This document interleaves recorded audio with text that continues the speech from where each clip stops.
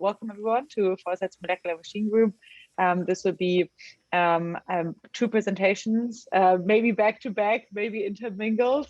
And the topic will be molecular 3D printer parts and systems brainstorm. So hopefully we'll get to quite a fun brainstorm at the end of it. And we have two fantastic presenters, Adam Marblestone and Ben Reinhardt.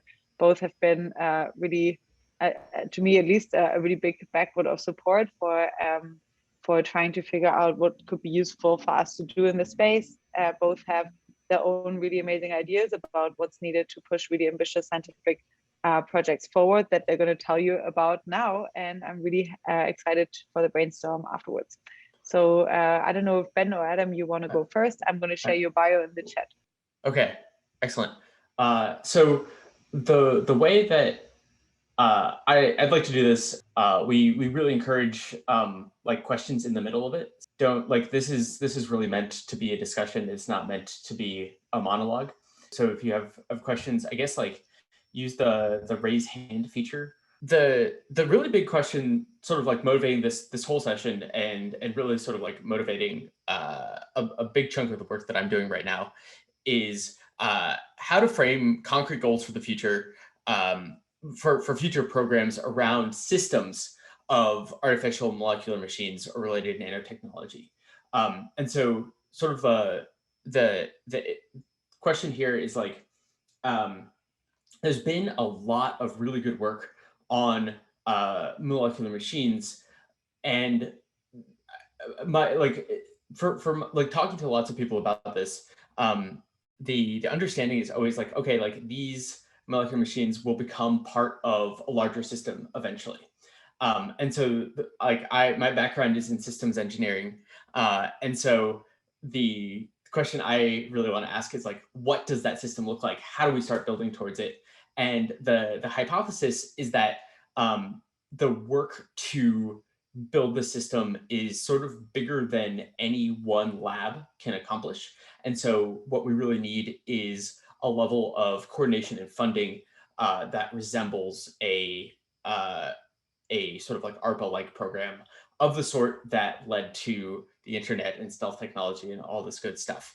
And so I'm going to talk about that. And then, so the sort of follow on is like asking about like systems of molecular machines is like this massive design space.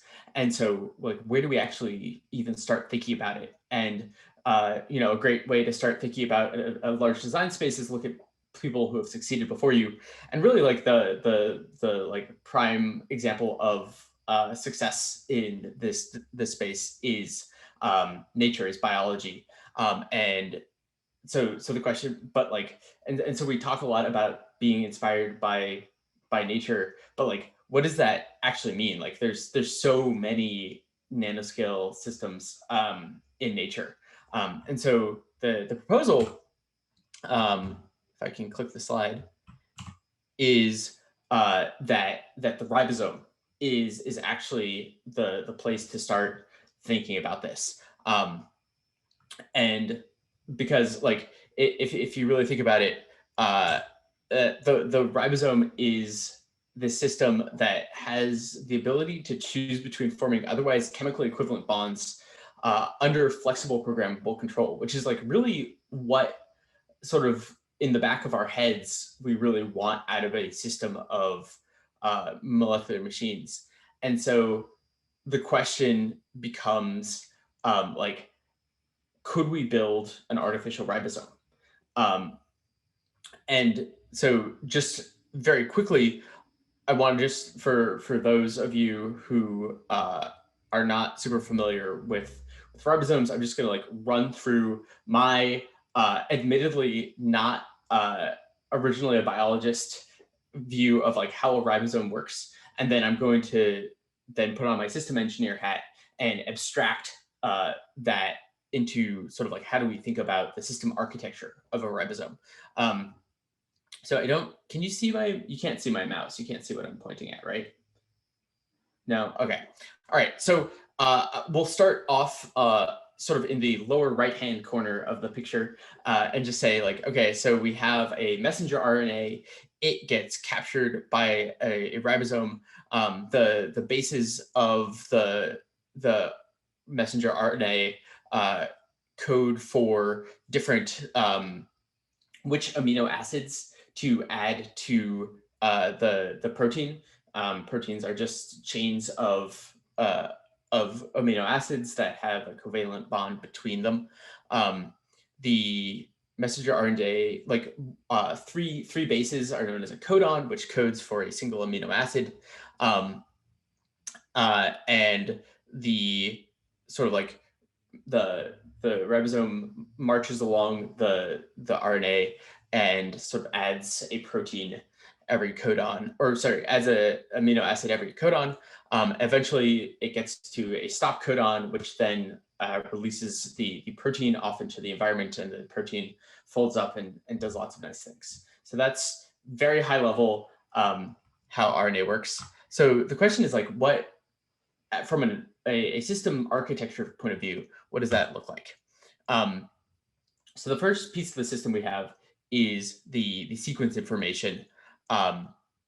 So somehow the information about like what the sequence of building blocks are going to be needs to get into the system. And ribosomes sort of do this with almost like punch cards, right? You could sort of think of messenger RNA as punch cards, but one could imagine sort of like much more direct sequencing information being done through light, through pH, through other signals in the environment. And so that there's actually a lot of flexibility there. There's some on-off initiator, right? Like there's some way to like turn on the thing, like fire, like tell the factory to like start connecting blocks. And then there's some way to tell it to stop. This is pretty important. There's some way to like physically grab blocks from outside of the system, right? So we can think of all the amino acids in the environment as being like outside the system. So there's some way to grab building blocks from outside the system and bring them into the system. There's some way to position blocks within the system such that they can be joined to sort of like the work product, if you will. There's some way to physically like actually create the bond between the work product and the new building block. Like ribosomes have a catalyst that does that. One could imagine that like this is actually built into the blocks themselves. There's many ways you could do that. There's some way to error check the whole thing, right? So ribosomes do this okay, right? So they do this by having the three base codons, right? So you like one base error doesn't really screw up the whole thing. At the same time, like ribosomes are not the best at this. They produce lots of dud proteins, and so one could imagine there being like a whole sort of like area of interesting research about this. And then finally, there's some way of releasing the finished work product off into the environment. So sort of like going from having the work product be part of the system to no longer part of the system. And so again, I'm a systems engineer, so I think of everything in terms of block diagrams. And this is just a rough way to start thinking about what a artificial ribosome system would look like. So this is just going through the things that I just mentioned. So we have the sequence information. The sequence tells the system to start. It pulls blocks out of the environment. I put error correction could actually sit in many places in this system. I put it here that like you want to make sure that you selected the right block.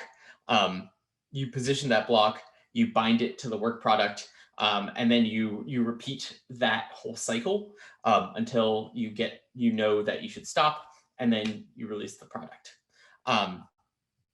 So that's so sort of like have that in your head. I'm going to hand off to Adam to talk Well, about. Ben, do you want to do the Yeah. next two slides actually with Oh system? yeah, sorry, I forgot about those. Yes, thank you. So keep that in your head the rest of the presentation. The other thing to sort of call out is the fact that cells, like again, going back to the biology, is that like ribosomes don't act, they don't like just like float around in this homogeneous solution of ribosomes and amino acids and like spit off proteins. They actually, like cells really position ribosomes such that they're in particularly high areas of concentration of RNA near the nucleus, and also there's like a whole lot of infrastructure around the ribosomes and producing proteins. So there are compartments where certain proteins get concentrated so that they can do their job. There are ways of like transporting proteins to where they need to go. Cells also, if there's a place that needs a particular kind of protein in a very high concentration, sometimes the cell will put the protein, will put a ribosome particularly there, so it's producing the useful proteins. And so the thing to think about is that there needs to be a lot of work, not just on building an artificial ribosome itself, but then on sort of like the system of systems around that in order to make it be a useful product. And then also the thing to consider is the fact that very often the proteins that a ribosome is creating are themselves not the useful end product, but they're a like one step along a like many multi-step process to end up with what you want, right? So like they catalyze two starches binding together, and then those starches then go and form a bunch of hydrogen bonds with other starches, and eventually you get cellulose. So we really need to be thinking not just about the artificial ribosome system, but systems of systems. And then another thing that we as meter scale humans need to be thinking about that nature doesn't as much is how do we actually get that sequence information to the artificial ribosome? How do we program it? Because if you look at how we do it with actual ribosomes right now, it is a really indirect process, right? So you like write down a sequence of bases that you want. You then have to go and like synthesize the DNA to do that. You then have to stick that DNA in an organism that's going to produce RNA from that DNA, and then get that RNA to a ribosome. So there's like this like very indirect 4-step process to actually even like program real ribosomes. And one could imagine, and so we need to be thinking about like, okay, how do we get our like 10 to the 0 meter information down to 10, like the 10 to the -8, 10 to the -9 scale. Okay, and now I'm going to, so I feel like I sort of took us to this like very high level of abstraction and raised a bunch of questions. And Adam is going to do an amazing job taking us down that ladder of abstraction and perhaps positing some answers to those questions. Awesome. So, right. So just for a bit of context, again, so you talking about why are we talking about program goals and these sort of abstract concepts? Well, basically, Ben and I think both are now working on the kind of research funding and program management side with philanthropic and government types of partners.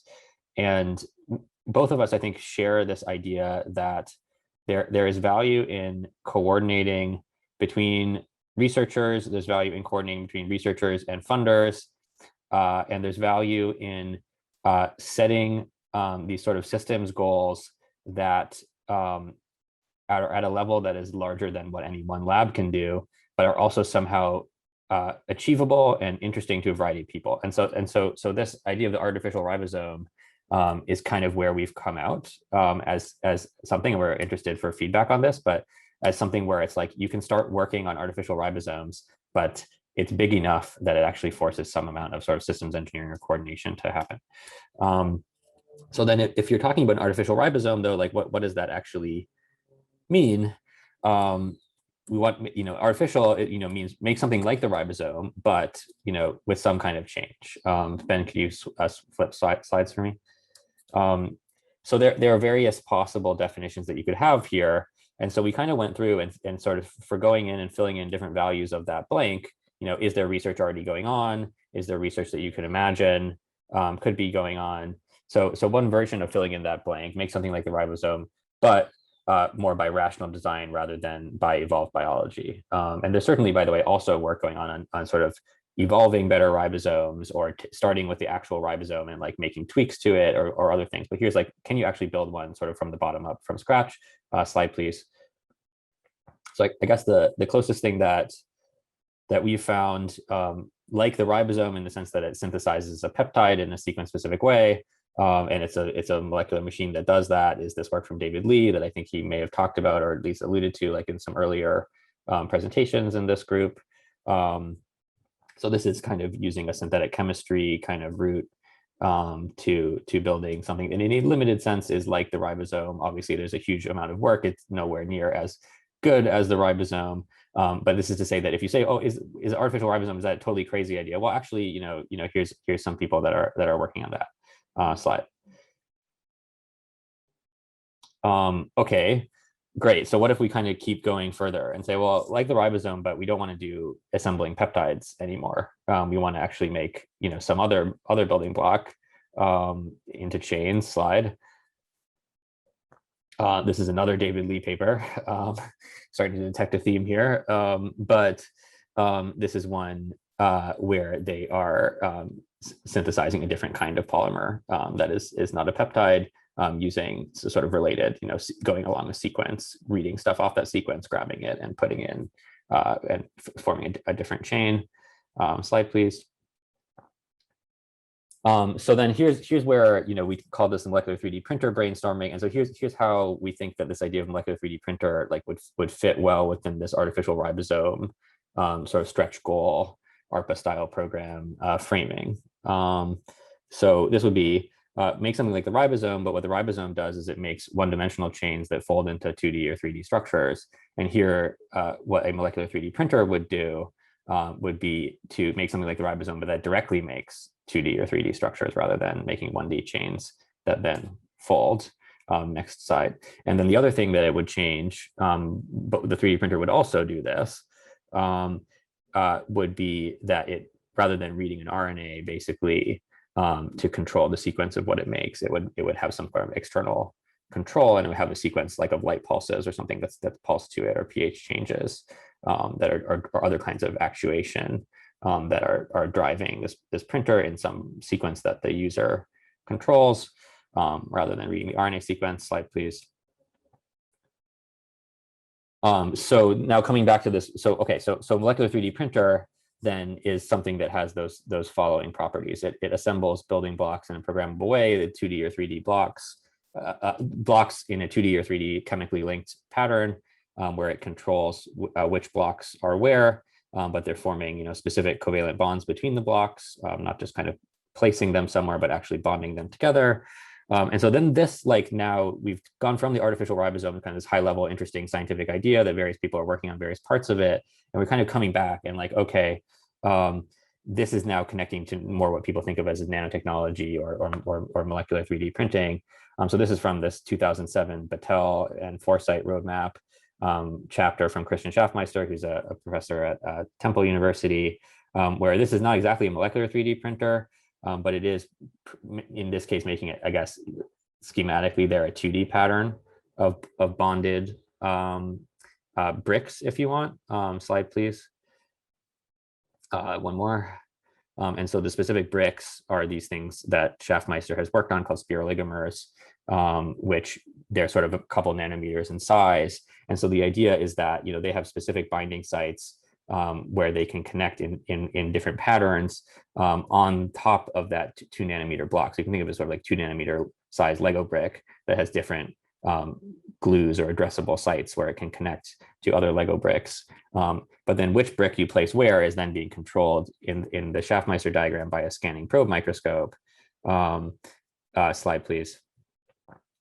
One more. This is just zooming in on what he was saying. This is scanning probe microscope, and so you see you have these spheroligomers there. Certain bonds can be broken so that they can attach in particular sites. Nobody's ever actually made this thing, but this is an illustration of the kind of chemistry you could use to make a 2D or 3D sort of ribosome assembly-like system. Slide. And then the problem with that, I think really makes it not like the ribosome, is this gigantic scanning probe microscope. So now getting closer to how the molecular 3D printer concept pulls out of this. Well, what if instead of having a gigantic scanning probe microscope that was positioning these building blocks in different places, you had a microscopic, nanoscopic little machine that was doing that? That would have seemed pretty crazy. Modulo DNA origami that can be used as a scaffold to create kind of 100 nanometer-ish sized machines that could potentially be used to position these maybe like 2 or 3 nanometer sized building blocks. Slide, please. So I see that William Shi, who's an old mentor of mine, hello, William, is on this call. So William Shi took DNA origami and his group and others took DNA origami and extended it to 3D structures. And in particular, as far back as 2015, you could make these sort of things that look like mechanical actuators, or looks like a kind of linear axis controller here. Each of the cylinders in the diagram is a DNA double helix. So this is sort of suggestive of how you could make a positioner that would determine the 2D or 3D arrangement position of the different blocks. Slide, please. And then, okay, well, can you actually position them very precisely with DNA origami? Well, nobody's quite done that yet to the level of precision where you could print something like spiraligomer, 2 nanometer bricks. But in principle, these 3D origami structures can get quite rigid and quite stiff. And so, and there are ways that you can, again, actuate them along different axes. And so this is a paper where I think it's not quite a positioner that can position with Bohr radius resolution. It's something where you lock it in a certain position, and then it has a certain fluctuations around that position. But the average position you can actually control with this lever mechanism, such that sort of the average separation between two dye molecules is super precise, like even much more precise than the size of a spiraligomer brick. Slide, please. So back in 2016, and I think there was a bunch of workshops before this, the Department of Energy and various other people, and I was at one of these, sort of started doing workshops on this idea of molecular additive manufacturing, which is basically schematized here, something like this. And then, shortly after that, the DOE started funding some work, which I'll get into in a second, including some from William, who's on the call, sort of going in this molecular additive manufacturing or molecular 3D printing direction, which again, what I'm trying to argue is that that's really a specific instance of a larger research program that one could define around artificial ribosomes of various kinds. So in this case, this printer-like structure would be maybe some kind of DNA origami, or maybe you could do it in other ways. It would have actuators, and you would have, instead of amino acids, you could have, in this example, something like spiraligomer bricks, but there's potentially many other bricks or building blocks that you could print with. Slide, please. So this is an example that I pulled off the internet from William Shi and Andrew Turberfield that were funded by this DOE program, where what they're talking about is a 2D printer, and it wouldn't print spiraligomers, but it would just print little DNA or oligonucleotides. But again, it's the same idea that DNA origami could be used to make a programmable positioner in 2D rather than just a kind of 1D chain synthesizer. Slide, please. And then here's some progress from Turberfield Lab where they're looking at 1D linear actuators with DNA origami going a bit further than the thing I showed you before, where they had it, but it didn't actually have like a lot of control over the position. That was just sort of, you could control the position, but it was actually freely moving back and forth. This one, they're actually, I think, have some ability to control the position. Slide, please. I think we can go back to Ben. All right. So so with those sort of like very concrete examples and like sort of like you can think of those as like the first paths along the first like data points along an awesome trajectory. I'm going to pop us one level back up the ladder of abstraction and just sort of like, let's now look at the 3D printer through the systems framework. And you can see that it's like has a pretty clear mechanism for physical block selection. It has, so it uses like whatever the sort of like gripper is going to be is like the block selection. And then you have these DNA actuators as the block positioning, and then sort of like built into the blocks themselves is the block binding.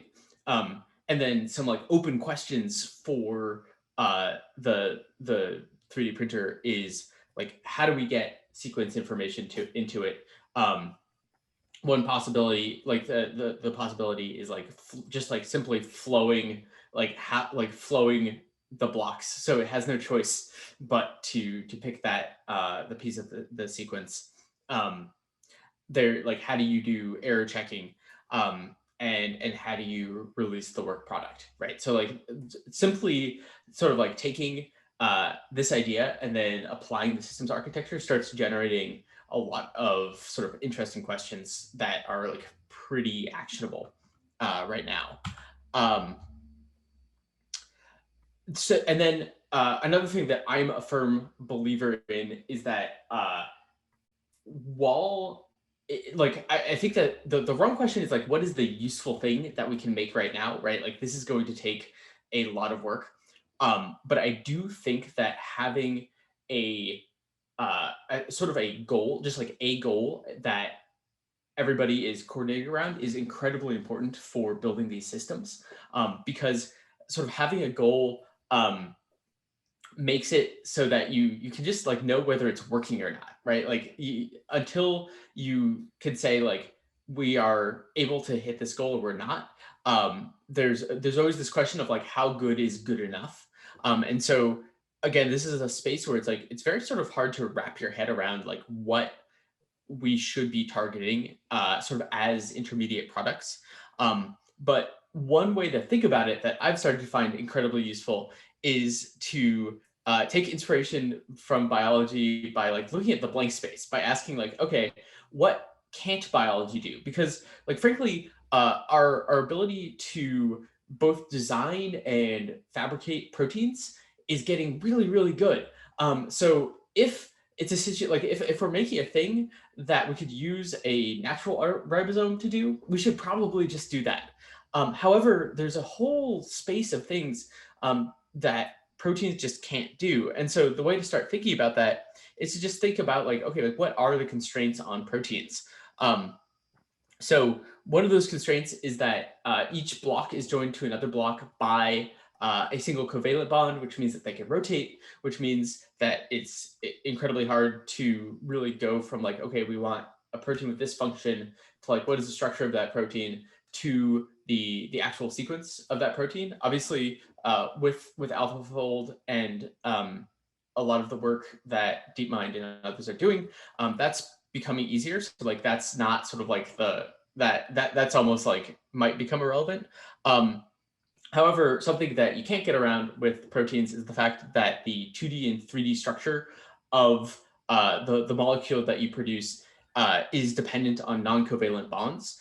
So proteins denature in high temperatures or aggressive pHs. And so if there's a situation, there are many situations where you want a molecule to do a thing that are hot or acidic or basic. And so proteins can't act there.